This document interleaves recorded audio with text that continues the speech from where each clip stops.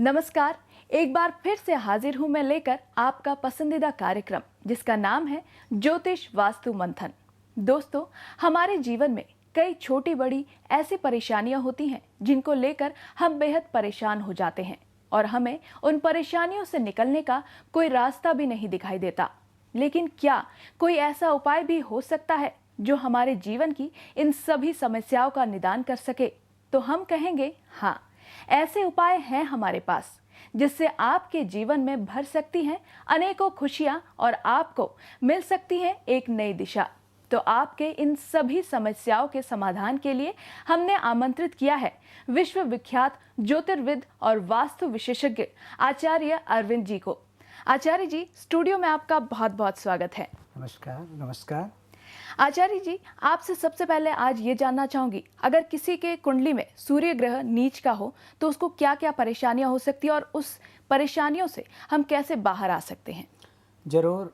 एहि सूर्य सहस्रांशो तेजो राशि जगतपते अनुकंपा मा भक्ता गृहाणार्थ दिवाकर। हे दिवाकर, मेरे घर में हमेशा कृपा बना के रखना। इस प्रकार से भगवान सूर्य नारायण को जल चढ़ाते हुए भगवान को चढ़ाइए और ऐसी प्रार्थना करें। भगवान सूर्य नारायण ग्रहों में सूर्य ग्रहों का राजा माना गया है। 9 के 9 जो ग्रह हैं वो सूर्य के माध्यम से ही इस पृथ्वी में अपनी एनर्जियां देते हैं कि सूर्य की एक किरण में 7 कलर हैं। 7 कलर वो 7 ग्रहों के हैं। जितने भी ग्रह हैं उन ग्रहों की एनर्जियां हमें मिलती हैं और सूर्य और हमारा पिता और पुत्र का रिश्ता है। इसलिए सूर्य को आत्मा का कारक माना गया है। 10वें भाव का कारक माना गया है सूर्य को कि यहाँ 10वें भाव पिता है और पिता हमेशा क्या करता है कि अपने मुंह की रोटी भी अपने पुत्र को देता है। तो भगवान सूर्य नारायण हमारे पिता हैं, हम सबके पिता हैं। यदि किसी भी जातक की कुंडली में सूर्य नीच के हों तो सूर्य से संबंध रखने वाले जितने भी तत्व हमारे शरीर में हैं, सब में पहले हम ओज की बात करें कि बोलते वक्त एक आत्मविश्वास का क्षीण हो जाना, कि आत्मविश्वास ही हमारा क्षीण हो गया तो मूल मंत्र तो हमारा आत्मविश्वास ही है। जिस व्यक्ति का आत्मविश्वास कमजोर है वो किसी भी कार्य में उन्नति नहीं कर सकता है, तो सूर्य को पुष्ट जरूर करना चाहिए। दूसरा, पिता का, उस व्यक्ति के पिता के विचारों से कभी विचार नहीं मिलते हैं कि यदि पिता घर का देखो मुखिया है, जिसके हम अणु हैं, सूक्ष्म अणु हम उसी के हैं। यदि हम सूर्य का कई बार उपाय कहते हैं, आप अपने पिता के हमेशा प्रातःकाल पांव स्पर्श करिए जिस प्रकार सूर्य के दर्शन करते हो। तो पिता भाव को पुष्ट करिए कि यदि आपकी पिता से नहीं बन रही है तो पिता को पुष्ट करिए, ये भी सूर्य का।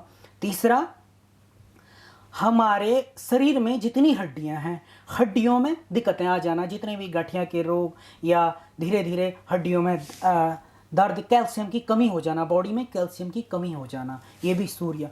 शरीर में ताम्र धातु का, हमारी शरीर एक पूरी पृथ्वी है और इस पृथ्वी में सूर्य की सब में ज़्यादा प्रधानता है। यदि किसी भी जातक की कुंडली में सूर्य जिस भाव में हो, यदि वो लग्न भाव में नीच का हो तो व्यक्ति की सोच को हमेशा नेगेटिव रखेगा।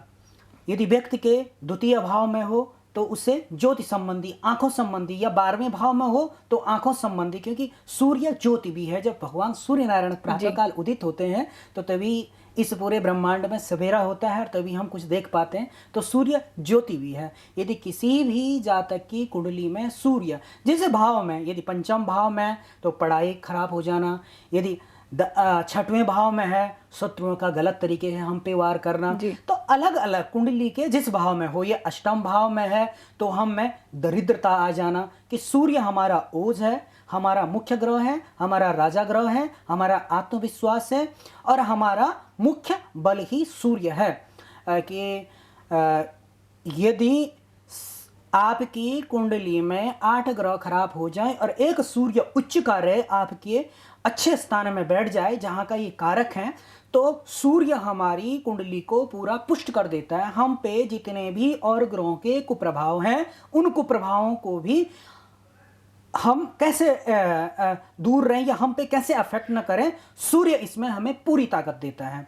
तो सूर्य हमारी कुंडली का मूल मंत्र है और भगवान सूर्य इस पृथ्वी के मूल मंत्र हैं। जिन भी जातकों का सूर्य यदि नीच का हो उन्हें पिता के पांव जरूर स्पर्श करने चाहिए तो ये रही सूर्य की बात। जी बिल्कुल। इसके अलावा लगातार टीवी स्क्रीन पर हमारे नंबर फ्लैश हो रहे हैं। यदि आप आचार्य जी से मिलना चाहते हैं या फोन पर बात करना चाहते हैं तो कृपया इन नंबरों पर संपर्क करें और हम आपको एक बार फिर से याद दिला दें कि कार्यक्रम के अंत में देखना ना भूले अचूक उपाय। और आज अचूक उपाय में खास करके विद्यार्थियों के लिए आचार्य जी बताएंगे कि किस तरह से अगर पढ़ाई में कमजोर हैं या उस चीज को कैसे बढ़ा सकते हैं। तो फिलहाल आचार्य जी, अचूक उपाय तो हम बाद में जानेंगे। चलिए आचार्य जी, हमारे पहले कॉलर को ले लेते हैं।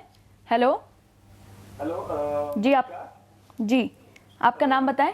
जी, मैं अजय शर्मा बात कर रहा हूँ जी, राजस्थान अजमेर से। जी, आप अपनी डेट ऑफ बर्थ बताएं। मेरी डेट ऑफ बर्थ है 30 जनवरी 1978। जी, समय? जन्म समय है मेरा दोपहर के 3 बजे। जी, और स्थान? स्थान अजमेर। जी, समस्या बताएं। सबसे पहले तो आचार्य जी बहुत बहुत नमस्कार। नमस्कार। आचार्य जी, मैं जानना चाहता हूँ कि 2 महीने पहले मैंने एक प्लॉट खरीदा है। हाँ जी। लेकिन जब से मैंने इसे खरीदा है तब से मेरा स्वास्थ्य लगातार खराब रहने लगा है। तो मुझे थोड़ा सा ये शक लग रहा है कि कहीं इस प्लॉट में कोई वास्तु दोष तो नहीं है। अजय जी, आपकी जमीन का ढलान किस ओर में है? जमीन का ढलान साउथ ईस्ट की तरफ है। साउथ ईस्ट की तरफ ढलान है। तो ये ढलान जो है ये भूत विधि ढलान माना गया है। इससे हमेशा शारीरिक पीड़ा होती है।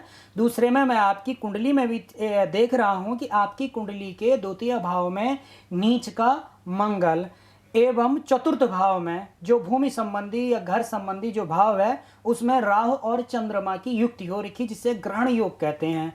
तो आपके गाड़ी लेने में, भूमि लेने में, ऐसे कार्य करते वक्त जरूर आपके शरीर पे भी कुप्रभाव पड़ सकता है। इसलिए आप अच्छे मुहूर्त का और अच्छे समय में ही चीज़ को परचेज करें। और जो भी प्लॉट लेते हैं, ज़मीन लेते हैं, वास्तु के नियमों के आधार पे लें। यदि आपने वास्तु के नियम के आधार पे नहीं लेंगे तो मंगल नीच का है, इसे आपको क्षति पहुंचाने का मौका मिल जाएगा।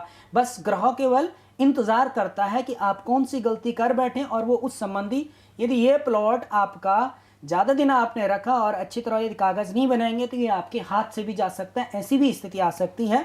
इसलिए आप इसकी जो ढलान है वो ठीक करवाइए, तो ये धीरे धीरे आपके लिए योग कारक बन जाएगा।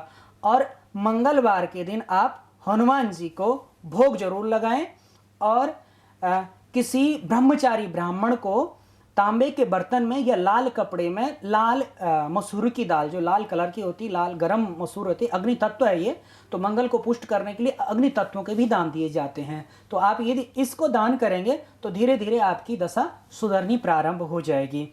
और रविवार के दिन आपका सूर्य 10वें भाव में है कि इससे भी आप शत्रु भाव के साथ, शुक्र के साथ पीड़ित स्थिति में है। तो इसको भी पुष्ट करने के लिए आप रविवार के दिन चावल का भी थोड़ा दान करना प्रारंभ कर लो। तो नमस्कार। तो अजय जी, जो आचार्य जी ने आपको उपाय बताए हैं उनको कीजिए आप तुरंत, नहीं तो आपको ही हानि पहुंच सकती है। चलिए आचार्य जी, ले लेते हैं हमारे अगले कॉलर को। हेलो, अपना नाम बताएं। मेरा नाम श्रद्धा है जी, और मेरी डेट ऑफ बर्थ 14 दिसंबर 1988। जी, कहाँ से बोल रही हैं आप? मैं दिल्ली से। दिल्ली से कौन सी जगह से? 1988 दिल्ली। जी 88। जी, जी, मेरा प्रश्न ये है कि विवाह का योग कब तक बनता है? विवाह का योग कब तक बनता है? जी, विवाह के योग जानना चाहते समय हैं कि क्या कब तक बताएं? बनेगा? समय क्या बताएं? जी, आपने श्रद्धा, आपने समय क्या बताया? It's 2:40 PM, ma'am. 2:40। मेष राशि के आप जातका हो। सप्तम भाव के स्वामी आपके अष्टम भाव में बैठ रखे हैं। जब सप्तम भाव का स्वामी अष्टम भाव, सप्तम भाव पति और पत्नी का भाव माना गया इसको, ये अष्टम भाव में बैठने से एक तो ये पीड़ित हो रहे हैं और ये सूर्य के साथ ही पीड़ित हो रखे हैं। सूर्य और शुक्र की युक्ति अच्छी नहीं मानी जाती। यदि ये छठवें भाव में बैठता तब भी ये दिक्कत करता। एक तो आप शुक्र ग्रह के उपाय करें, शुक्र ग्रह संबंधी दान करें, शुक्र ग्रह संबंधी शुक्र के जापों को करवाएं। और डेट 24 अगस्त 2012 के बाद आपके विवाह के योग खुल रहे हैं।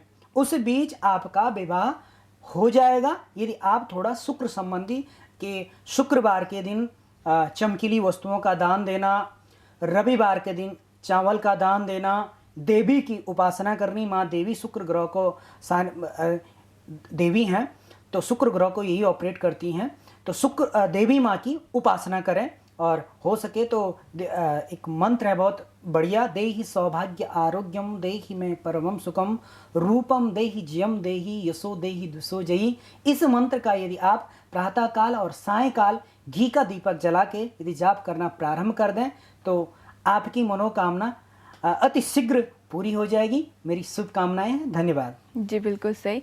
अब आपसे ये जानना चाहूँगी, अचूक उपाय जो आप विद्यार्थियों के लिए खास करके आज बताना चाहते हैं, तो वो कौन सा है, बताएं।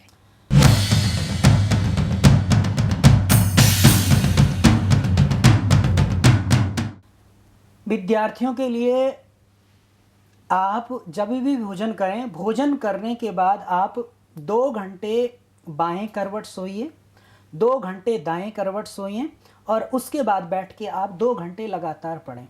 आपको जो भी प्रश्न कभी याद ना हुआ हो, जो भी उत्तर याद ना हुआ हो, वो उत्तर आपको ज़रूर याद हो जाएगा।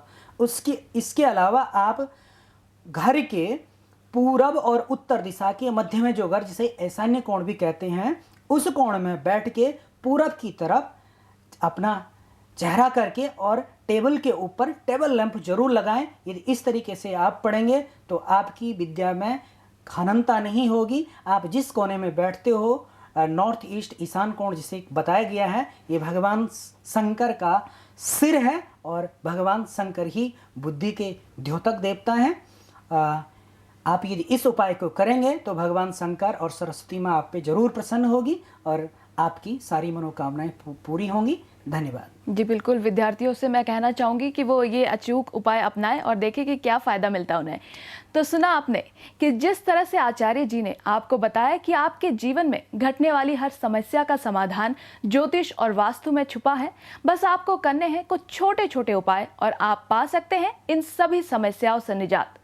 आचार्य जी, आज आप स्टूडियो में आए, इतनी सारी बातें बताई और विद्यार्थियों के बारे में खासकर बताया, इसके लिए आपका बहुत बहुत शुक्रिया। तो फिलहाल आज के लिए बस इतना ही। अब हमें दीजिए इजाजत। नमस्कार। यदि आप आचार्य जी से मिलना चाहते हैं या फिर फोन पर बात करना चाहते हैं तो कृपया इन नंबरों पर संपर्क करें। हमारे नंबर हैं 8743811423, 9654835955, 9971522291 और 7827910818।